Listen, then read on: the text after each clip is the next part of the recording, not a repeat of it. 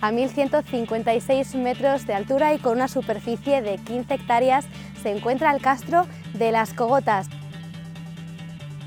Habitado por betones hasta la conquista de Roma, vamos a conocer las características de este castro y el estilo de vida de sus habitantes. Además, visitaremos el centro de interpretación del castro para conocer más detalles sobre él. En el programa de hoy damos un paseo por el castro de Las Cogotas.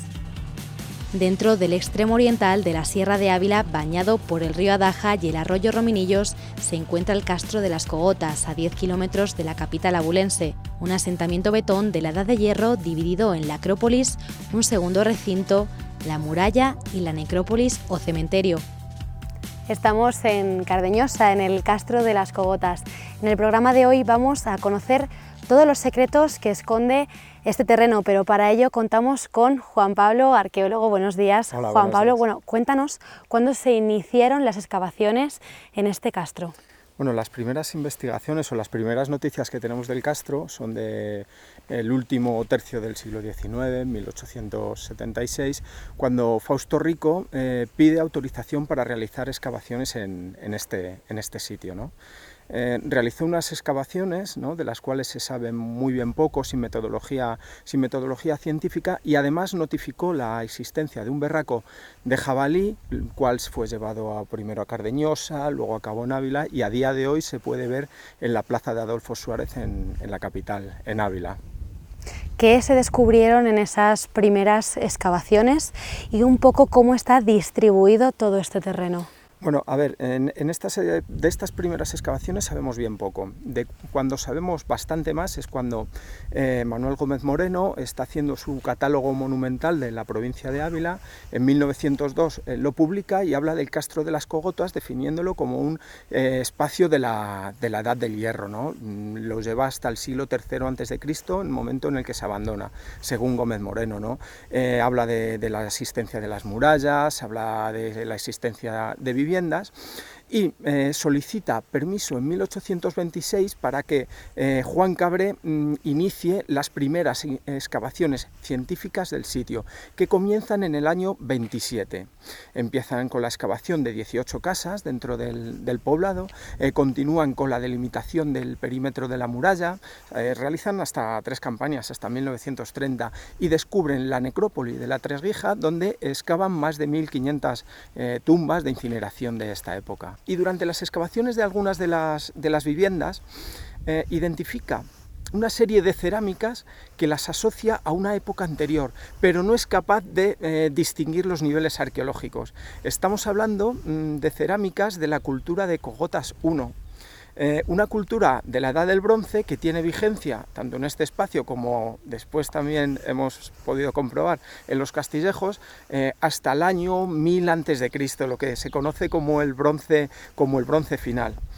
Es un hito muy importante porque la cultura de Cogotas, o sea, el castro, da nombre a una de las primeras culturas panaibéricas, ¿no?, que se extiende por distintos territorios de la península ibérica en esta época de la Edad del Bronce final, identificada, bueno, por unos tipos de cerámicas incisas, boquiques, bueno, son tipologías que manejamos los arqueólogos, pero que identifican bien un periodo de tiempo y una expansión cultural, que no sabemos si ellos mismos se identificaban así como pertenecientes a esta misma cultura, pero sí que hay unos modelos de cerámicas que se extienden prácticamente por toda la península ibérica. ¿Qué importancia o qué imagen le daban ellos a los berracos? ¿Era por temas religiosos? ¿Qué veían ellos en los berracos? ¿Qué figura tenía para sus vidas? Seguramente hay muchas teorías, ¿no?, sobre la función de estas esculturas zoomorfas, ¿no? Y para mí todos tienen un poquito de razón, ¿no? Realmente eran unos símbolos de identidad y de pertenencia de la gente que vivía aquí.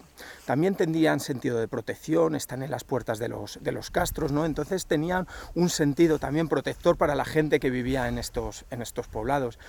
También marcaban recursos críticos. En la Segunda Edad del Hierro, en esta zona, hay una explosión, entendemos que hay una explosión demográfica, y entran en competencia los ganaderos con los agricultores, ¿no?, con la gente que está roturando la tierra. Entonces, los señores del ganado, que probablemente serían estas élites de la Segunda Edad del Hierro, utilizan probablemente estos berracos para marcar espacios, ¿no?, de pastos importantes, ¿no? Es un poquito lo que sucede con la mesta, ¿no? Ese conflicto entre ganaderos y agricultores y aquellos que siembran la tierra ha existido siempre, y en épocas en las cuales hay que roturar más tierra porque hay más gente que alimentar y hay otra gente que necesitan esos pastos, bueno, pues entra en ese conflicto, y una forma de marcar el espacio es a través de los berracos. En fin, es un poco, ¿no? Es también probable que el significado vaya cambiando. Luego en época romana todavía se están construyendo berracos. En época romana lo que está es identificando a gente que se siente orgullosa de su pasado. Pasa algo, es una especie de resistencia al cambio, ¿no? Es algo curioso que no se repite en otras zonas de la península ibérica, como las comunidades indígenas que vivían en este territorio y que se sentían betones, se hacen enterrar todavía con esa escultura de berraco, cuando lo habitual es que rápidamente pierdan el apellido y cojan un apellido de tipo romano, y bueno, pues dejen los símbolos que les identifican con un pueblo para los romanos bárbaro o primitivo, y adquieran los nuevos que traen las nuevas culturas, la cultura romana en este caso.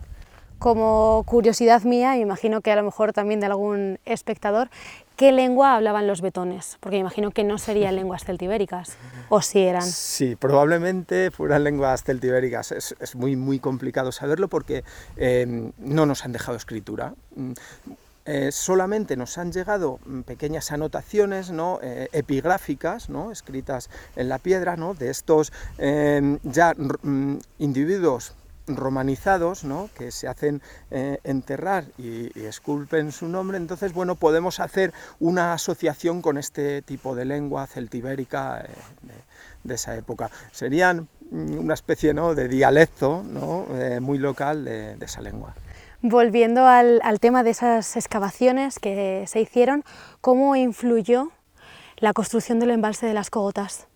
A ver, el embalse de las Cogotas inundó parte del segundo recinto. En el año 85 vinieron unos compañeros de la Universidad Complutense, dirigidos por Gonzalo Ruiz Zapatero, y excavaron un alfar, ¿no? Bueno, entonces se hicieron estas excavaciones de urgencia para intentar determinar lo que pasaba en este segundo recinto del poblado, y ver que los poblados, ¿no?, estos óppidas, se dividían en distintos espacios, unos más adecuados para las viviendas, como podría ser la Acrópolis, y otras zonas, ¿no?, de producción. Además se detectó este alfar que nos estaba indicando una producción a torno y semi-industrial en este periodo. Ya se intuía, ¿no?, en el registro arqueológico, ¿no?, y la existencia de un alfar preindustrial o semi-industrial con elaboraciones en serie. Bueno, pues nos hablan de un avance tecnológico relativamente importante. Así que sí que podemos decir que una parte se ha perdido porque se ha quedado bajo el agua. Bueno, se ha perdido o está debajo del agua, ¿no? Hay en épocas como esta ahora en verano, ¿no?, que está bastante más seco, baja el nivel y se puede, ¿no?, percibir la muralla, pero eso, como es obvio, ya no se va a poder musealizar, no se va a poder monumentalizar, y no está apto para las visitas, salvo cuando baja el nivel. El territorio de Betonia se limita ante los ríos Tajo y Duero, ocupando parte de las provincias de Cáceres, Toledo y Salamanca, pero la mayoría de ellos se concentraron en los diferentes castros ubicados en Ávila, como este, el de las Cogotas. Podrían vivir a lo mejor 200 personas, y en épocas de conflicto, que la gente que vive en el valle o en otras zonas del territorio se venían a refugiar, bueno, pues que podrían venir 500 personas, una cosa así. Era una población realmente importante, ¿no? Y escogen este sitio además porque, primero, es un sitio con fácil defensa, ¿no? Está en lo alto de un promontorio, de las Cogotas, ¿no?, que forman el relieve del sitio. También por la cercanía al agua. Está el río Adaja, que pasa por la zona, pero además hay numerosas fuentes que discurren tanto por el interior del poblado como por las cercanías. También existe materia prima para la construcción, hay berrocales de granito. Bueno, este sitio, Cardeñosa, y las Cogotas, el entorno, ha sido zona de extracción de granito hasta épocas muy recientes, ¿no? Incluso ahora, muy cerquita de aquí, se está extrayendo granito para la construcción. Y también porque tenían acceso rápido a recursos productivos importantes para ellos, zonas de pastos. Estas gentes eran básicamente ganaderos, pero también cultivaban. Y siguiendo el curso de la Daja, su salida natural, tenemos toda la zona del Valle del Duero con sitios óptimos para el cultivo del cereal. Es probable que incluso en las cercanías del poblado también se cultivara. Es probable, no, es seguro, porque además en épocas de carestía, de baja productividad, en épocas históricas, en épocas recientes, estos campos han sido roturados para la siembra de cereal. Bueno, entonces entendemos que la zona inmediata del castro también había sido roturada para la producción agrícola. El castro se encuentra rodeado por una muralla que tenía principalmente un fin defensivo. Actualmente, gracias a ella, puede verse la separación entre los dos recintos. La muralla tenía varias funciones, ¿no? Primero, dotar de jerarquía al poblado, es decir, era el espacio más importante en varios kilómetros a la redonda y era el referente de la gente, ¿no? Era, bueno, pues como la capital para los pueblos de alrededor, y a través de la muralla se demuestra en el espacio esa jerarquía territorial, ¿no? Pero además sabemos que estas gentes tuvieron conflictos primero con cartagineses en el siglo III a.C. Y luego con Roma. Los bretones participaron en las guerras sertorianas, en las guerras civiles que durante la República Romana hubo, y luego ya fue con la llegada de Julio César cuando obligan a las gentes del territorio, de estos poblados, a abandonarlos y bajarse a los valles. Esta población no se vuelve a ocupar jamás. Ahora, hoy en día, los últimos que estuvieron aquí viviendo fueron estos bretones, y en torno al siglo II, según algunos, y siglo I a.C., este poblado es abandonado. Las viviendas de los bretones se construían adaptándose al terreno, salvando los desniveles y las rocas. Por esta razón, solían construirse de manera escalonada. El material para su construcción era la piedra granítica y el adobe. Estamos en lo que quedan de las casas en las que habitaron los bretones, pero ¿qué es exactamente lo que se conserva de ellas? Bueno, se conserva, estamos en las casas escalonadas de aquí de las Cogotas, y se conservan los aterrazamientos a partir de los cuales construían estas casas. ¿Más o menos tenían ellos alguna habitación donde hacían más vida familiar, donde pasaban más tiempo, la cocina, algún salón como conocemos hoy en día? A ver, los contextos de este sitio los conocemos un poquito peor, pero conocemos muy bien contextos en sitios como en la Mesa de Miranda. A ver, aquí cuando Juan Cabré excava, en el año 30, entre el 29 y el 30, excava las casas, sí que distingue, primero, jerarquía espacial entre unas casas y otras. Las casas con ajuares más ricos y de mayor tamaño estaban en la zona alta de la Acrópolis, y las un poquito más pobres, con ajuares más pobres, van hacia las zonas más inferiores del poblado. Es un hecho que durante las excavaciones que hicimos en la Mesa de Miranda entre 2004 y 2007 pudimos comprobar. Excavamos una casa de 300 metros cuadrados en la zona más alta del primer recinto de la Mesa de Miranda. Y ahí sí que pudimos comprobar cómo había un salón central que articulaba la vida del poblado, no del poblado, de la familia que vivía en esa vivienda, y cómo esa jerarquía espacial está marcando a nivel territorial, ¿no? Una diferencia entre las élites, entre el poder, que escoge la zona más alta del poblado para vivir, y el pueblo raso, digamos, ¿no? que construye en espacios inferiores del castro. Hablamos de esa jerarquía en el terreno, en el territorio, pero había también jerarquía dentro de la familia, siempre ha habido, pero eran más importantes los mayores, los padres que cazaban o que luchaban. ¿Quién era el más importante de la familia? Entendemos, creemos también por las noticias que nos cuentan los romanos, que los más importantes, que nos hablan de esta gente, los más importantes eran los ancianos. Ellos eran los que detentaban, ¿no?, la sabiduría transmitida de generación en generación, ¿no? Y en torno a ese salón, ese hogar central, se contarían las historias de la familia, del pueblo, las leyendas, ¿no? Y serían pues realmente una persona que, por la experiencia, por la acumulación de vivencias, se encargaría, ¿no?, de transmitir los saberes a la gente de este poblado. ¿Y cuál era el papel de la mujer en aquella época? Es una pregunta muy complicada. En primer lugar, porque en la arqueología dedicada al estudio de los betones no ha habido perspectivas de género, ¿no? Y entonces las pinceladas que se han dado son a partir de los hallazgos que hay en las necrópolis, pues de fíbulas, de ajuares vinculados siempre con aspectos femeninos, o con la dedicación de la mujer dedicado pues al telar. Entonces, realmente no se ha hecho una investigación con perspectiva de género, y todos los ajuares, por ejemplo, de guerrero o vinculados con arreos de caballo, se han vinculado a hombres, ¿no? Cuando realmente no tenemos conocimiento de si determinadas panoplias podían pertenecer a mujeres o a hombres. Los romanos nos hablan de mujeres con papel activo en la guerra en esta época, pero el registro arqueológico, bueno, pues tampoco nos lo desvela, o todavía nos han hecho las preguntas adecuadas, ¿no?, para poder tener un conocimiento adecuado sobre el papel de la mujer respecto a este poblado.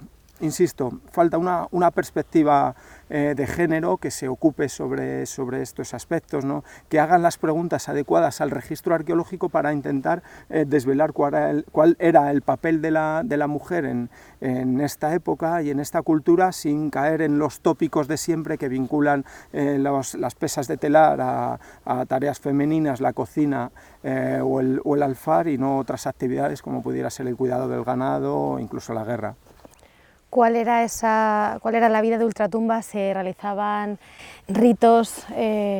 ¿Cómo se enterraban a los betones? Bueno, los betones, lo que conocemos es que incineraban a sus muertos y les hacían enterrar en necrópolis, ¿no? En necrópolis, donde cogían los despojos y las cenizas del individuo, las depositaban en una urna, y dependiendo su rango social o alguna característica particular, le adjuntaban un ajuar, ¿no? Siempre se ha dicho que si era de la élite guerrera, ¿no?, pues se le hacía enterrar con bien arreos de caballo, puñales, espadas, lanzas. Incluso algunos de estos elementos se atrofiaban para que nadie los expoliara y fueran reutilizados, ¿no? Está marcando la importancia de este personaje, ¿no?, a través del trance, ¿no?, a la muerte. También sabemos a través de fuentes históricas que algunos personajes importantes exponían su cuerpo a los buitres, ¿no? Los buitres era considerado como un animal sagrado que estaba en contacto directo, ¿no?, con las divinidades celestes, ¿no? Entonces, a través del consumo de la carne de este individuo, el buitre rápidamente ascendía el alma de esta persona importante. Y en el caso de los que se incineraban, luego se enterraban en el suelo, ¿se hacía algún tipo de marca o de seña para saber quién era, como ahora hacemos en los cementerios? Bueno, en los cementerios, por ejemplo, aquí en la Trasguija hay un montón de estelas que están marcando distintos enterramientos, ¿vale? Es complicado determinar, porque claro, no hay inscripciones escritas si lo que están marcando son linajes familiares, si están marcando a individuos concretos, ¿no? En la Mesa de Miranda, por ejemplo, hay también estructuras tumulares, hasta 6, ¿no?, que parecen marcar diferencias entre distintos grupos dentro de la población, distintas familias. Realmente es complicado determinar con precisión si estas marcas, estas estelas, por ejemplo, en las Trasguijas, marcan personajes importantes, clanes familiares, o qué es lo que realmente nos están indicando. Están indicando el espacio funerario, de eso no cabe duda, ¿no?, pero con precisión no lo podemos saber. ¿Todos los ritos funerarios eran iguales en todos los castros o había alguna peculiaridad de un castro a otro? Bueno, lo que sabemos de todos los castros, lo que hemos podido comprobar es que los difuntos se incineraban. En algunos casos metían las cenizas en urnas y se hacían enterrar. Hay algunas diferencias, ¿no?, como estas estructuras tumulares que hemos encontrado en la Mesa de Miranda. También se han encontrado estructuras tumulares en Ulaca, ¿no?, y esa cantidad de piedras hincadas, ¿no?, que hay en el caso de la Trasguija, aquí en las cogotas. Nos está marcando diferentes identidades, ¿no?, muy locales, ¿no?, entre unas poblaciones que realmente estaban cerca y que tenían vínculo identitario y probablemente alianzas entre ellos, alianzas comerciales, alianzas guerreras incluso, ¿no? para luchar contra peligros externos. ¿Y qué vida le daban ellos o qué importancia le daban ellos a los dioses y a los druidas? A ver, los dioses serían muy importantes, ¿no? Todas las explicaciones, ¿no? Que a día de hoy no son sencillas, ¿no? A nivel científico, antes todo tenía una explicación mágico-religiosa.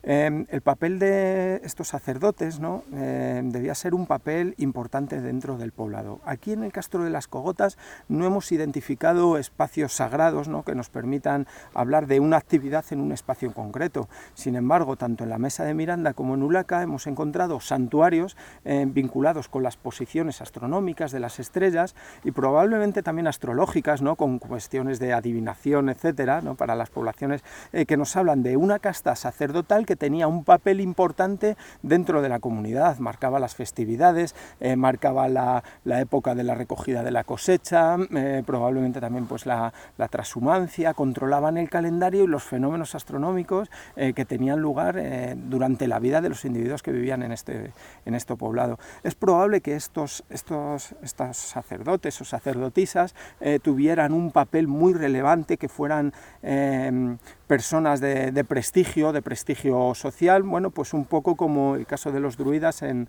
la zona gala. Por lo que decías, no hay altares de culto en este castro, pero sí, como puede ser en el de Ulaca. ¿Eso quiere decir que existía alguna jerarquía entre castros? Podría existir una jerarquía entre castros, podría existir.